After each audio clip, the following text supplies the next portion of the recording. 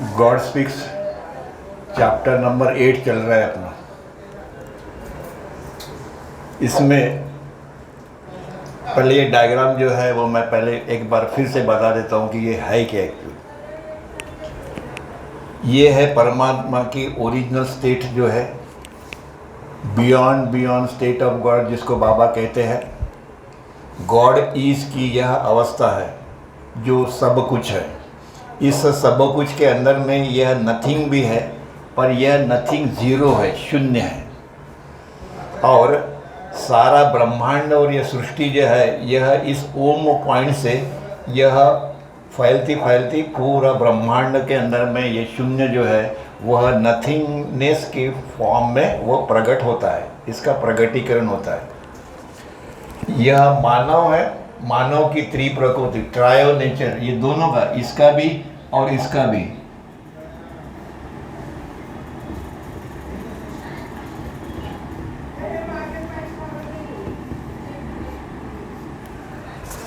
परमात्मा का यह ट्रायो नेचर, अनंत शक्ति, अनंत ज्ञान, अनंत आनंद है।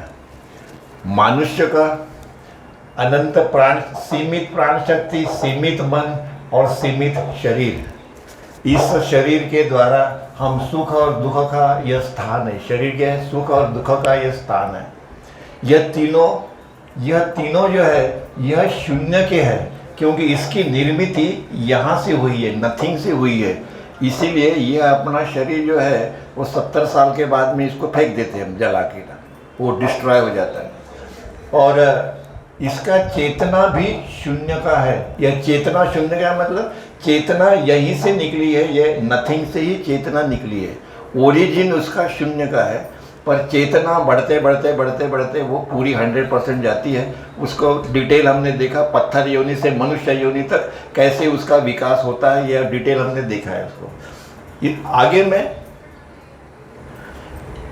यह शून्य का क्या परिणाम है, यहाँ से जितना भी निकला है सब वह अपनी इच्छा, विचार, जोश, सुख, दुख, यह तीन प्रकृति जो है इसके ये पहलू है। इच्छा, विचार ये मन के पहलू है। जोश जो है शक्ति, प्राण शक्ति के ये पहलू है। सुख और दुख यह सीमित शरीर के ये पहलू है। मतलब जितना भी अपने पास में है वो सारा का सारा नथिंग का है, मतलब कुछ नहीं, ज़ीरो। पर इसके बावजूद भी हम इससे कितना प्यार करते हैं। परमात्मा से जितना प्यार नहीं करते उतना इससे प्यार करते। इसको रगड़ते रहते हैं दिन में, सवेरे शाम, सवेरे जब ऐसा लगता है कि ये शुद्ध हो जाएगा। अंदर में गंदा है, बाहर से कैसे शुद्ध होगा, नहीं होगा।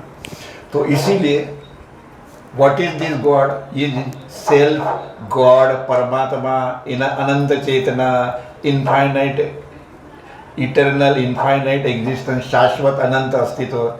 मानव जीवात्मा है, उसको शिवात्मा होना है।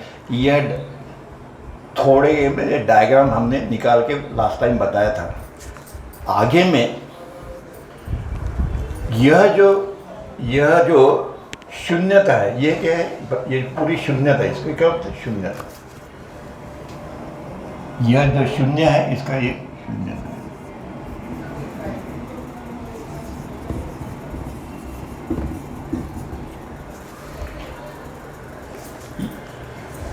यह माया को रिप्रेजेंट करती है। शून्यता मतलब यह माया है। माया क्या होती है, लास्ट टाइम बताया था कि जिसको अस्तित्व ही नहीं है उसको हमारे सामने में वो रियलिटी करके प्रेजेंट करती है।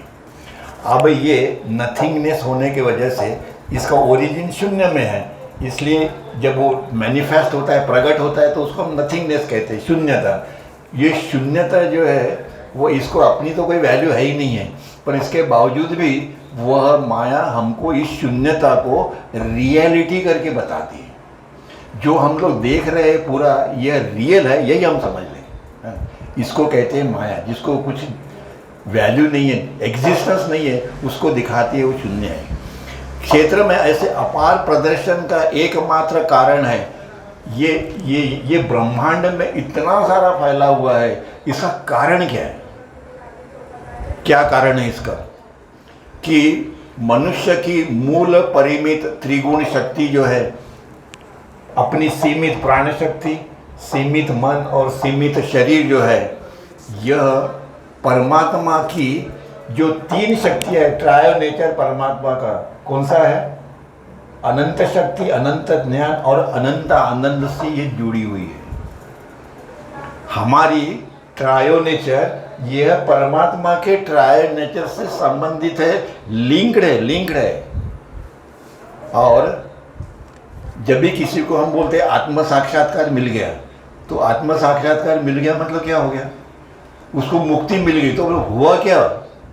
मतलब ये तीनों जो है ये खत्म हो गए। जो लिंक जो थी वो टूट गई।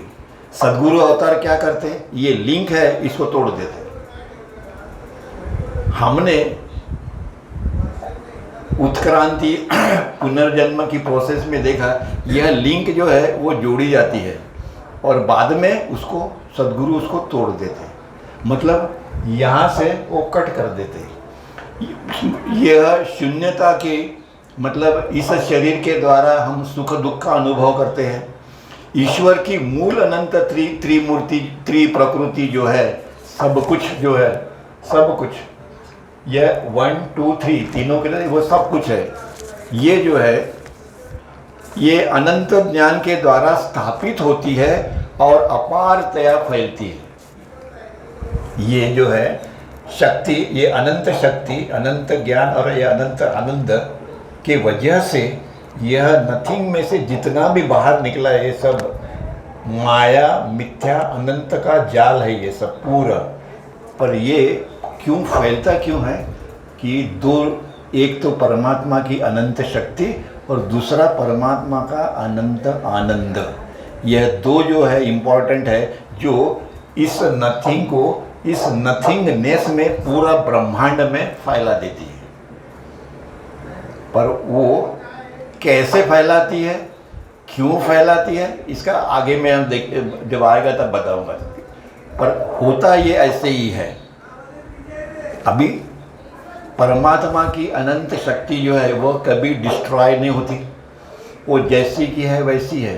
पर हमारी यह प्राण शक्ति है वह कम ज़्यादा हो सकती है, डिस्ट्रॉय भी हो सकती है, तीनों होता है। ये अपना अनुभव है। अपना शरीर जो है, सुख जो मिलता है अपने को शरीर के द्वारा, वो सीमित है। पर परमात्मा का जो आनंद है, परमात्मा का जो ज्ञान है, वह कैसे है? निरंतर है, अनलिमिटेड है। परमात्मा का सब कुछ अनलिमिटेड है, वो नित्य है, अनबाउंडेड है, इनफाइनाइट है, सब उसका सब इनफाइनाइट है, हमारा सब सीमित है। पर प्रॉब्लम ये है कि सवाल तो ये पूछा जाएगा ना कि ये इतना ब्रह्मांड निकला कहाँ से और क्यों निकला और कैसे निकला?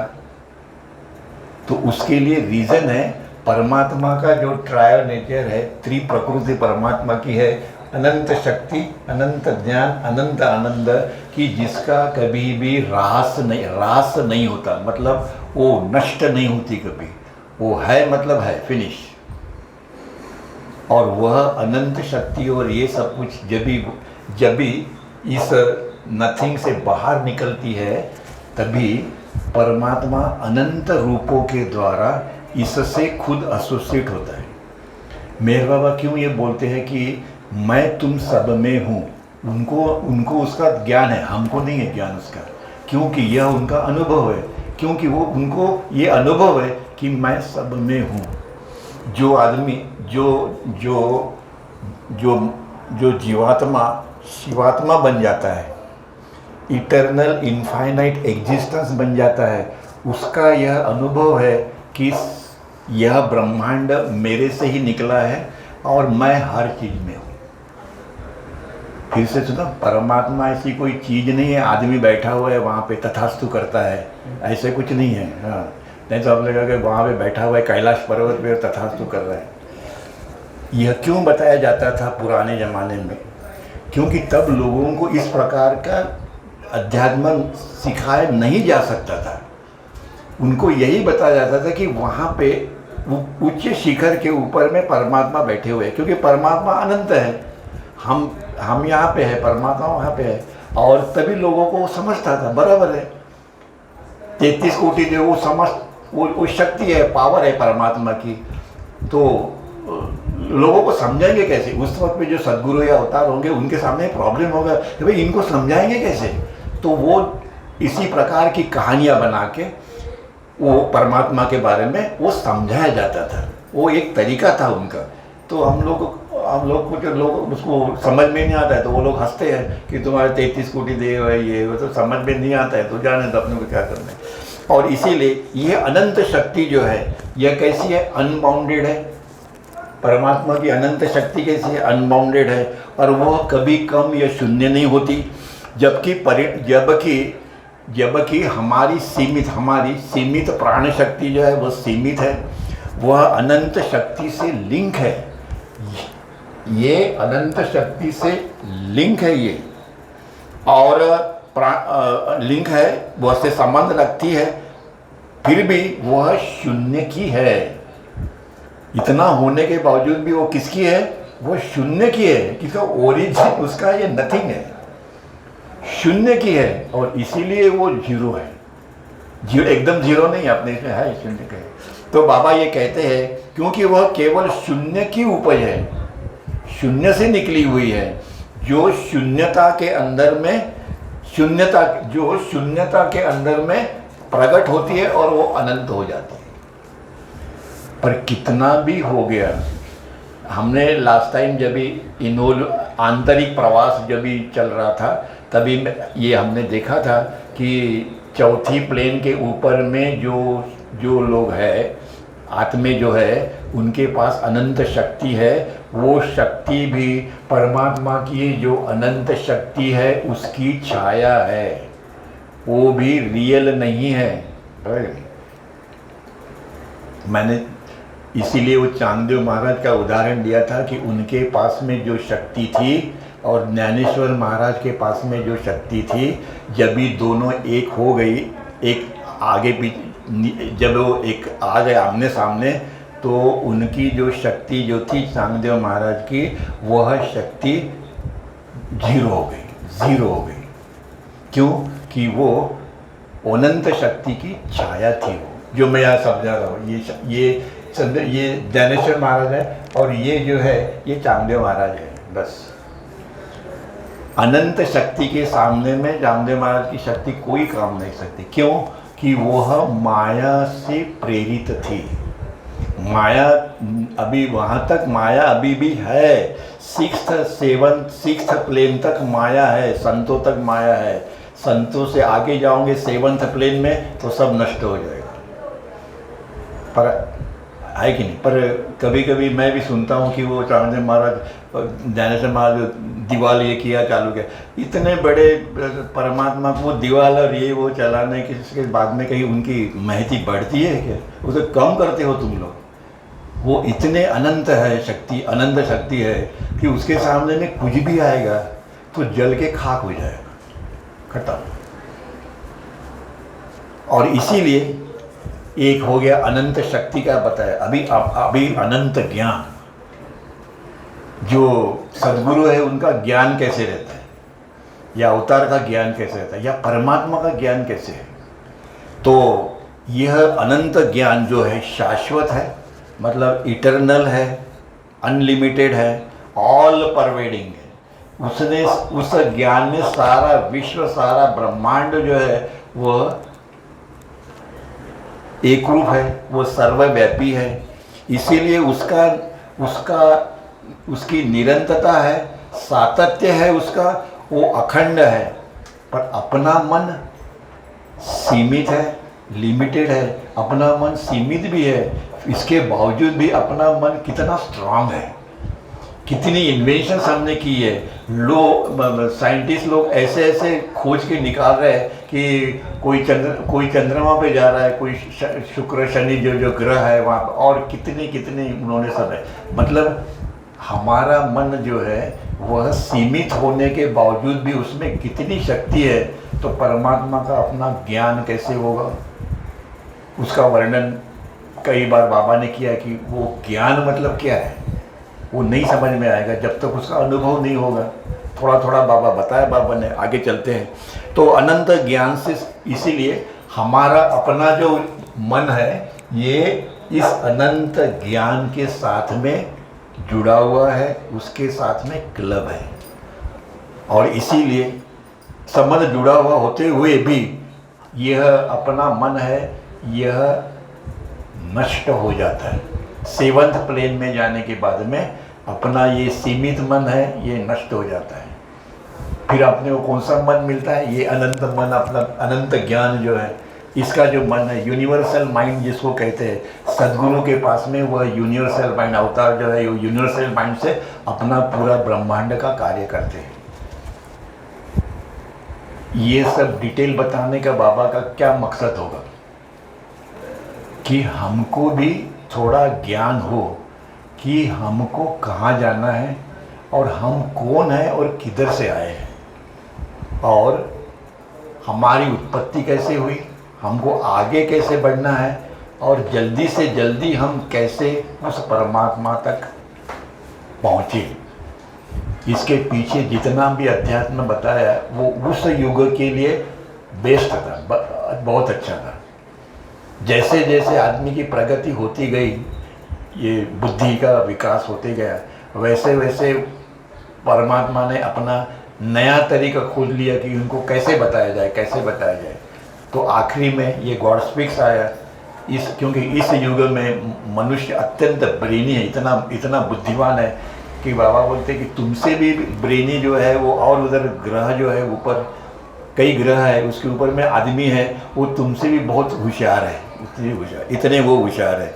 और ये शून्य का परिणाम है, शून्यता के परिमित मन के रूप में अभिव्यक्त हुआ है। इसीलिए यह शून्यता का यह परिणाम है कि जो अपना ये जो मन है, जो सीमित था यहाँ पे, मन हर जीवात्मा का जो माइंड है उसका ओरिजिन यहाँ है, ये ओरिजिन। यह धीरे धीरे धीरे इसमें प्रगति होती गई, पत्थर, फिश, बर्ड, एनिमल, ये वो होते हुए मानव रूप में उसका पूर्ण विकास हुआ मन का। और फिर उसके बाद में मन के द्वारा हम यहाँ ये पूरे ब्रह्मांड का हम लोग अनुभव लेते हैं। इतना भी आगे में तीसरा जो है वो है ये आनंद, ब्लिस।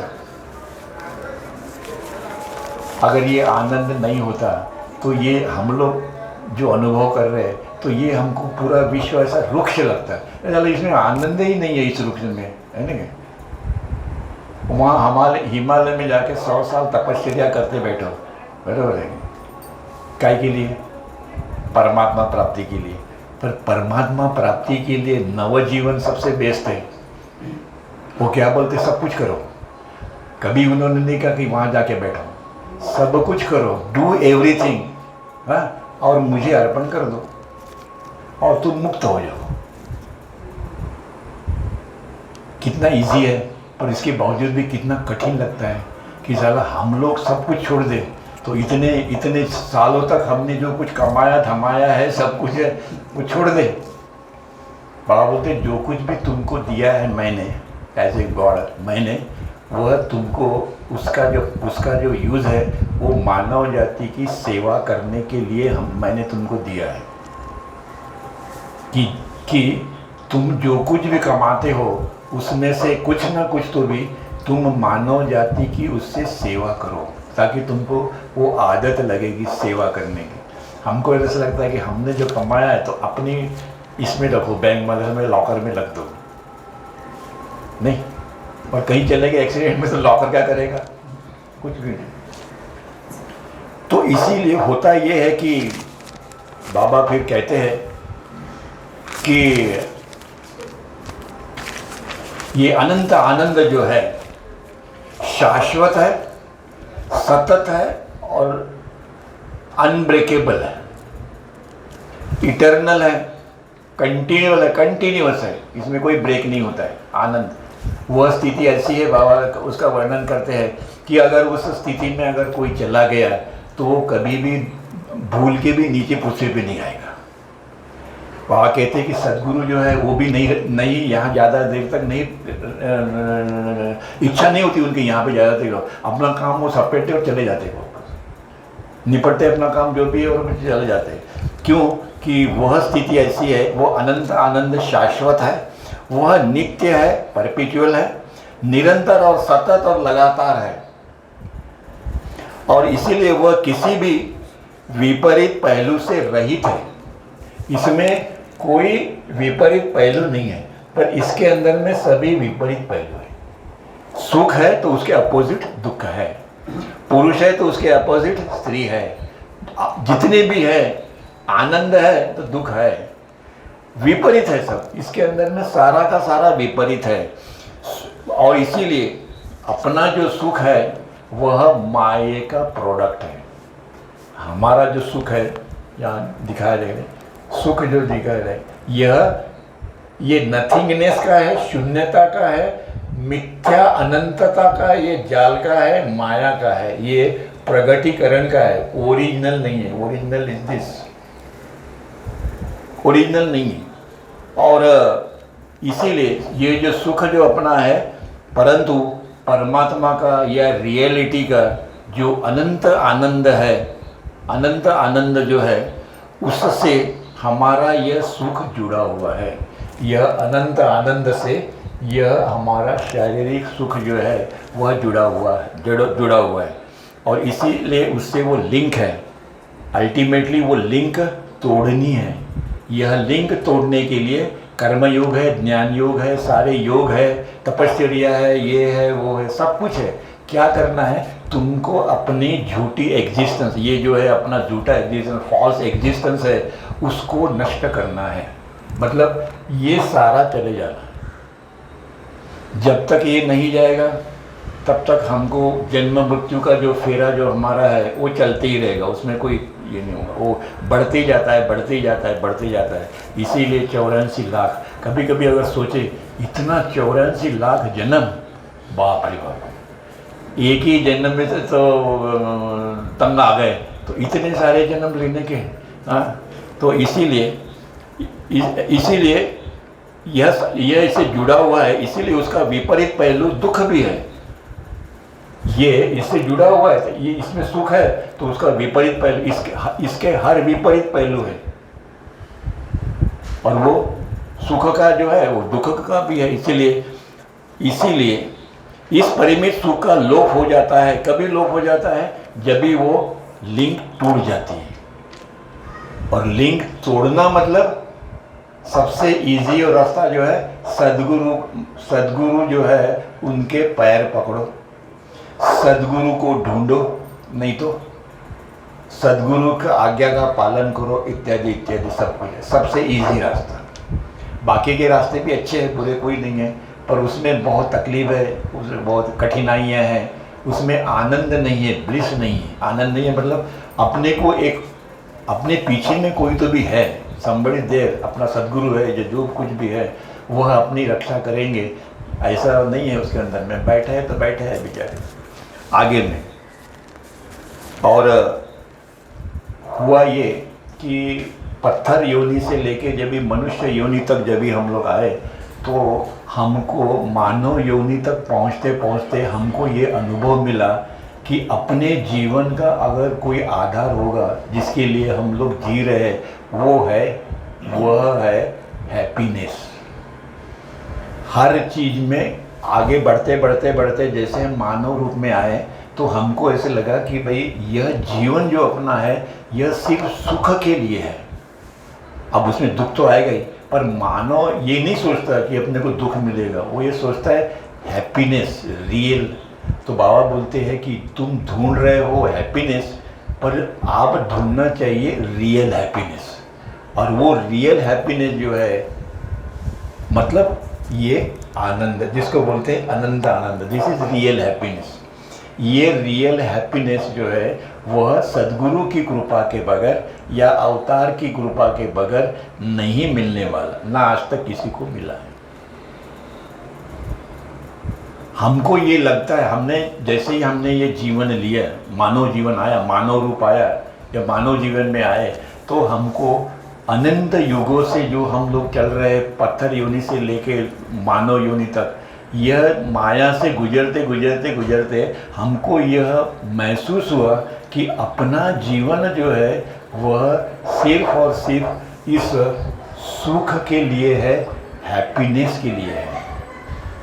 हमारा जीवन, यह जीवन जो है, यह शरीर जो है, जो लाइफ है, उसका मकसद या एम ये है, दैट इज इनफाइनाइट ब्लिस। क्या ढूंढ रहे हैं हम लोग? आध्यात्मिक स्वातंत्र या इनफाइनाइट ब्लिस, अनंत आनंद जिसको कहते हैं, वो हमको ढूंढना है, उसके लिए हमको प्रयत्न करना है। पर हम लोग सुख के अंदर में जाके फंस गए। क्यों? क्योंकि हम लोग माया से घिरे हुए हैं, हम माया में हैं, हम लोग अज्ञान में हैं। इसीलिए अज्ञान में होने की वजह से हमको सुख और दुख दोनों भोगना पड़ता है। और मज़ा ये है कि हमको सुख और दुख दोनों से परे जाना है। न्यू लाइफ जो है वो क्या कहता है कि तुमको सुख और दुख दोनों त्यागना है और इस अनंत आनंद का अनुभव लेना है, सुख का नहीं।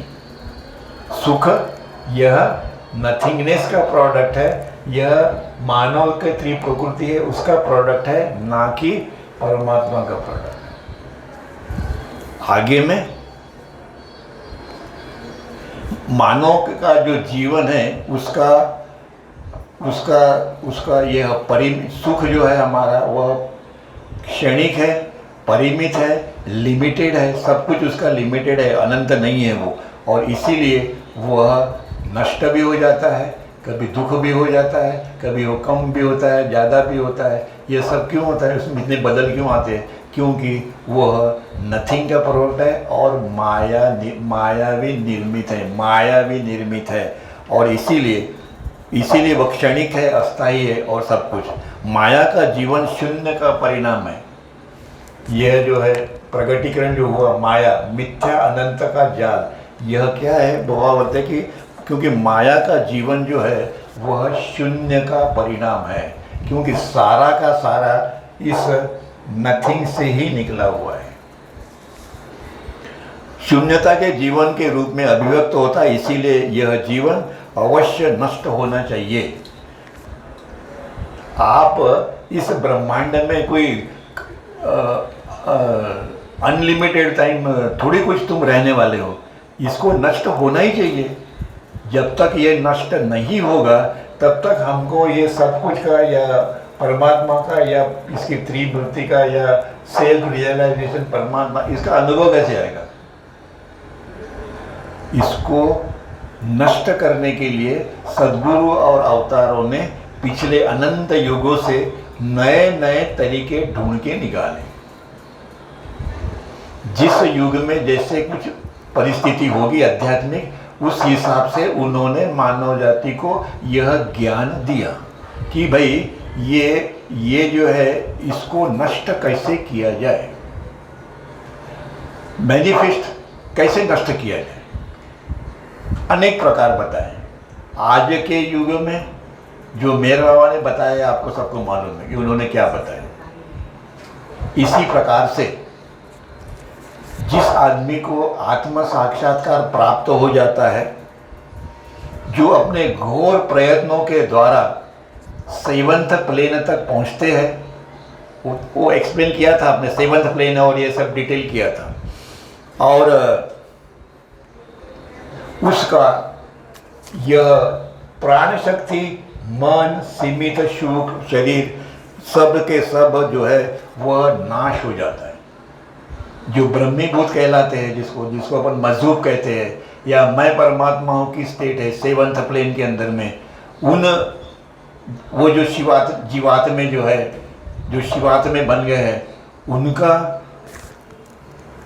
इनका संबंध यहाँ से टूट गया और अभी वो सिर्फ इसी में वास करते हैं। और उनका ये जो सीमित जो है ये सब नष्ट हो जाता है पूरा का पूरा, और वो उसी के परमात्मा के उस अनंत ज्ञान में जो है वो खुश रहते हैं, लिप्त रहते हैं। उन्हें किसी की भान नहीं रहता, इस सृष्टि का भान नहीं, स्थूल जगत का भान नहीं, ये जगत का किसी का भान नहीं है, वो ऐसी रहती है। उसमें से कुछ लोग फिर धरती पे आते हैं जिनको हम सदगुरु बोलते हैं, मानव जाति का उद्धार करने के लिए। और परमात्मा 700 से इस बारे में एक बार आता है, 700 से 1400 साल में परमात्मा खुद गॉड,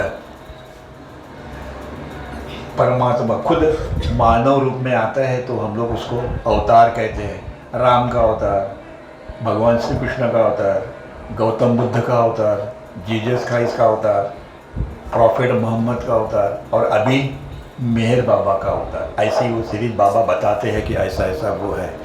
और इसीलिए और उसको मूल अनंत प्रकृति का जो जिसका लिंग टूट जाता है, तो उसको इसका अनंत ज्ञान, अनंत शक्ति और अनंत आनंद का उसको वो ज्ञान हो जाता है। इसलिए ऐसे आदमी को ढूंढो कि जो उस स्थिति में हो, उसके पास बैठो, उसकी सेवा करो, उसको ढूंढो। हम ना ढूंढते हैं ना कुछ करते हैं। हमको ऐसे लगता है कि परमात्मा हमको फोकट में मिल जाए। फोकट में कुछ नहीं मिलता। प्रयत्न करोगे तो मिलेगा, प्रयत्न नहीं करोगे तो नहीं मिलेगा।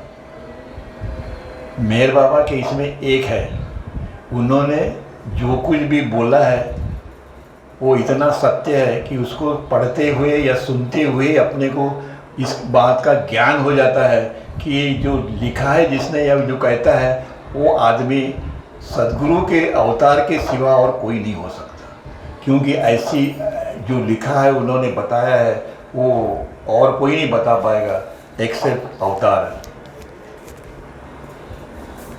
आज अभी यहीं ख़त्म करते हैं, फिर नेक्स्ट टाइम आगे और जाएंगे और ये देखेंगे कि यह प्राण शक्ति, अनंत शक्ति के बारे में बाबा ने और आगे में क्या कहा है उसके बारे में। अवतार मेहर बाबा की